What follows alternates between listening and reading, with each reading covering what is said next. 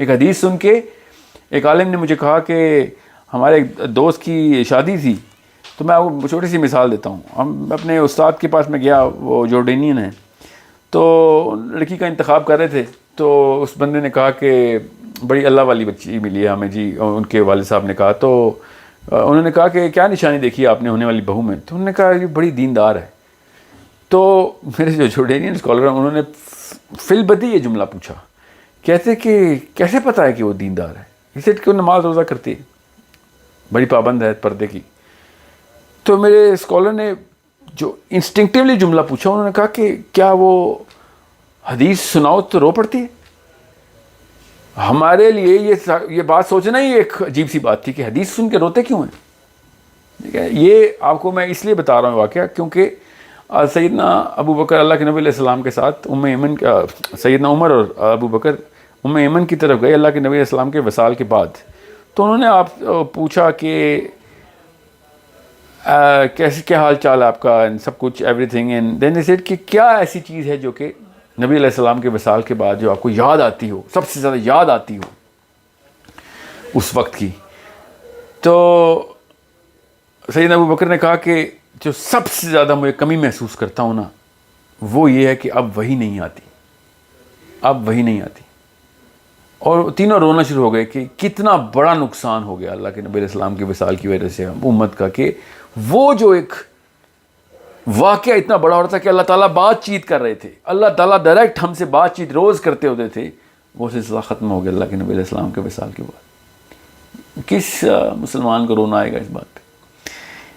یہ سائیکالوجی کو جو ہے، جو کہ اس طرح کے آنسو دل کو اس طرح جا کے پکڑ لے. ہمیں اپنے ماں باپ کے مرنے کا کوئی رونا نہیں آتا، تو اللہ تعالیٰ کی بات کی تو ویلیو جو ہے نا، وہ پھر اللہ تعالیٰ کے زبان میں کہ جو عرب والے لوگ ہیں وہی سمجھ سکتے تھے. اللہ کی جو ساری زبانیں، قرآن کی جو زبان ہے وہی سمجھ سکتے تھے. جب قرآن زمین پہ آ رہا تھا تو کیا سائیکالوجی کریٹ ہو رہی تھی. But as I said, there's so much that we have done wrong, but it started with us leaving and divorcing the language of the Quran. امام شافعی نے رحمہ اللہ نے ارشاد فرمایا کہ عربی سیکھنا واجب ہے. اس کا مطلب ہے کہ اس کا سوال ہوگا، واجب کا سوال ہوگا آپ سے کہ عربی کیوں نہیں سیکھی آپ نے. ٹھیک ہے، ایک اور میں آپ کو فضائل کی حدیث ہے وہ سناؤں کہ جب اللہ تعالیٰ جنت کا فیصلہ کر چکے ہوں گے، دوزخ کا فیصلہ کر چکے ہوں گے، تو جنتی جو ہیں وہ جنت کی طرف چل رہے ہوں گے، دوزخی دوزخ کی طرف چل رہے ہوں گے.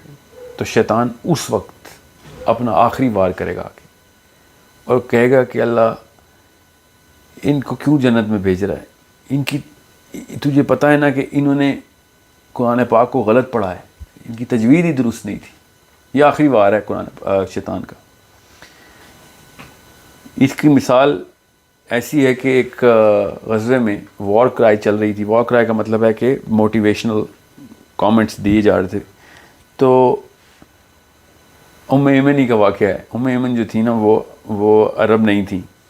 تو صحابہ جب عرب میں کوئی وار کرائے تھے، کوئی کامنٹ کرتے تھے اونچا سا ان کو موٹیویٹ کرنے کے لیے، تو وہ اس کی ریپیٹیشن ایمن بھی کرتی تھیں. مگر ایمن کو عربی نہیں آتی تھی، تو وہ جو الفاظ بول رہی تھیں نا، تو وہ کوئی اور کسی اور اصطلاح میں بول رہی تھیں. تو 2-3 دفعہ جب انہوں نے موٹیویشن کرنے کے لیے بات کی تو اللہ کے نبی علیہ السلام نے ان کو روک دیا کہ آپ نہ کرائیں، آپ کچھ اور ہی بول رہی ہیں. سو it's such a big thing when you look at these sort of things and you understand کہ ہماری کیا اوقات کہ ہم سمجھ بھی سکیں کہ صحابہ کون تھے. اور میں جاتے جاتے ایک فرق بتا دوں ایک عام امتی اور صحابی میں. ایک سچا خواب ہے جو کہ کافی لوگوں کو آیا ہے، علماء بیان کرتے ہیں اس خواب کو. ایک شخص نے آگے خواب سنایا اپنا، اور اس نے کہا کہ میں نے دیکھا کہ میں ایک جیپ میں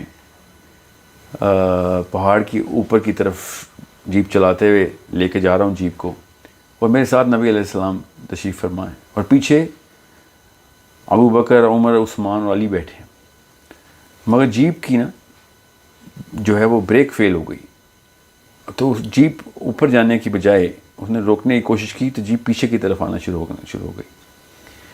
وہ شخص کہتا ہے کہ میں پھر اسی وقت نکلا اور میں پتھر ڈھونڈنے کے لیے گیا کہ میں پتھر سے ٹائر کو کہ نیچے پتھر رکھ دوں. وہ پتھر کہتا ہے میں نے ڈھونڈا اور پتھر لے کے آیا اور جیپ کے ٹائر کے نیچے رکھنے لگا تو دیکھا کہ ہر ٹائر کے نیچے ایک ایک صحابی نے اپنا سر رکھا ہوا. صحابی کسی اور دنیا میں رہتے ہیں, وہ اللہ کے نبی علیہ السلام کو بھی کسی اور طریقے سے دیکھتے ہیں. ہم لوگ کسی اور ہی دنیا میں رہتے ہیں, ہم نبی علیہ السلام کو بھی کسی اور ہی نظر سے دیکھتے ہیں. ہماری نیت میں مسئلہ نہیں ہے, ہماری سائیکالوجی میں مسئلہ ہے. اور یہ سائیکالوجی کا بہت بڑا اثر زبان سے ہوتا ہے. وہ زبان جس میں اللہ تعالیٰ نے کلام کیا وہی نہیں ہم نے سمجھی تو ہمیں کیا سمجھ آنی کہ اللہ تعالیٰ اصل میں کیا کہنا چاہ رہے ہیں. So it's a big problem. It's a big problem. Instead of me putting my head under the tire of the Jeep, I'll also look for the closest stone کہ میں اپنی نیت سے تو میں بہترین عمل ہی کر رہا ہوں اللہ کے نبی علیہ السلام کی حفاظت کا. مگر صحابہ کس طریقے سے دنیا کو دیکھتے تھے, نبی علیہ السلام کو دیکھتے تھے, انہوں نے اس وقت کیا کر یہ خواب کی اتنی بڑی ویلیو ہے نا میرے آگے, because this is the difference between the world view, actually it's called the universal view. کائنات کو کیسے دیکھتے تھے وہ. اور یہ سچا خواب اس لیے بھی ہے کیونکہ یہ بہت کرسپ طریقے سے بتاتا ہے کہ ہمارے اور اس وقت کے صحابی میں فرق کیا تھا, اس وقت کے اسلام میں کیا فرق تھا اور آج کل کے اسلام میں کیا فرق ہے.